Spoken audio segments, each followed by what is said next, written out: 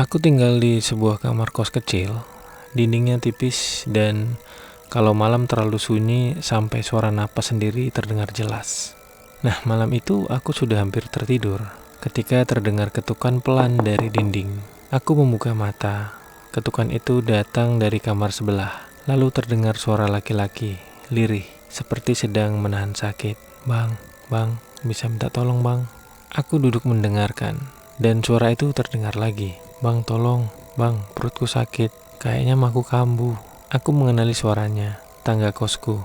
Kami memang jarang ngobrol, tapi aku tahu dia juga tinggal sendirian. Aku bangun dan keluar kamar.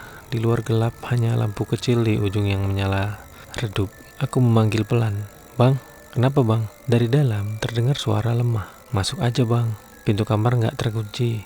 Di dalam kamar itu, dia duduk di kasur. Wajahnya pucat, keringat membasahi pelipisnya. Tangannya memegangi perut. Abang sakit mah ya? Tanyaku. Dia mengangguk pelan. Aku bertanya apakah dia sudah minum obat. Katanya belum. Bentar ya bang, aku ambilin obat sama roti. Ada roti tuh sedikit. Dia kembali mengangguk. Aku ke kamarku mengambil obat mah dan sepotong roti tawar, lalu kembali ke kamarnya. Aku menyerahkan obat dan roti itu. Dia meminumnya perlahan, lalu memakan roti sedikit demi sedikit. Beberapa menit kemudian, wajahnya terlihat agak lebih tenang. Kayaknya udah mendingan bang, katanya pelan. Aku menyuruhnya istirahat. Sebelum keluar, aku memastikan dia benar-benar baik-baik saja. Dia mengangguk, aku pun kembali ke kamarku. Saat aku mau masuk ke kamarku, aku mendengar suara kunci pintu kamar dia seperti diputar. Aku menghela nafas lega. Kupikir setidaknya dia aman malam ini. Aku pun tertidur. Pagi harinya, aku terbangun oleh suara ramai. Dari depan kos terdengar suara orang berbicara. Langkah kaki tergesa dan suara kendaraan berhenti. Saat aku keluar kamar, depan kos sudah dipenuhi orang. Di depan kamar sebelahku ada polisi dan petugas forensik. Aku terpaku.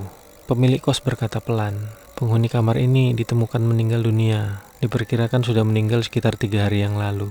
Tubuhku merinding, karena orang yang dievakuasi itu adalah orang yang tadi malam berbicara denganku. Aku mencoba meyakinkan diri mungkin semua itu hanya mimpi. Sampai sore harinya, seorang teman kos berkata padaku, katanya di samping jenazahnya ada bungkus obat mah sama sisa roti. Kakiku langsung lemas, karena aku tahu itu obat dan roti yang tadi malam aku berikan.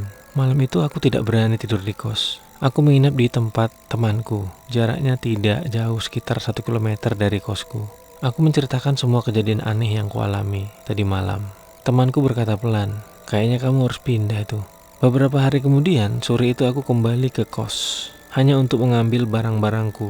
Kamar kosku masih sama, sunyi, dingin. Saat aku membereskan barang di dekat tempat tidur, pandanganku terhenti. Di lantai, tepat di samping kasurku, ada botol obat mah dan sisa roti yang sudah mengeras. Padahal aku yakin, aku tidak pernah membawanya kembali ke kamar ini. Tidak lama setelah itu, terdengar suara ketukan pelan di tembok. Lalu suara itu terdengar lagi, sangat lirih. Terima kasih ya bang,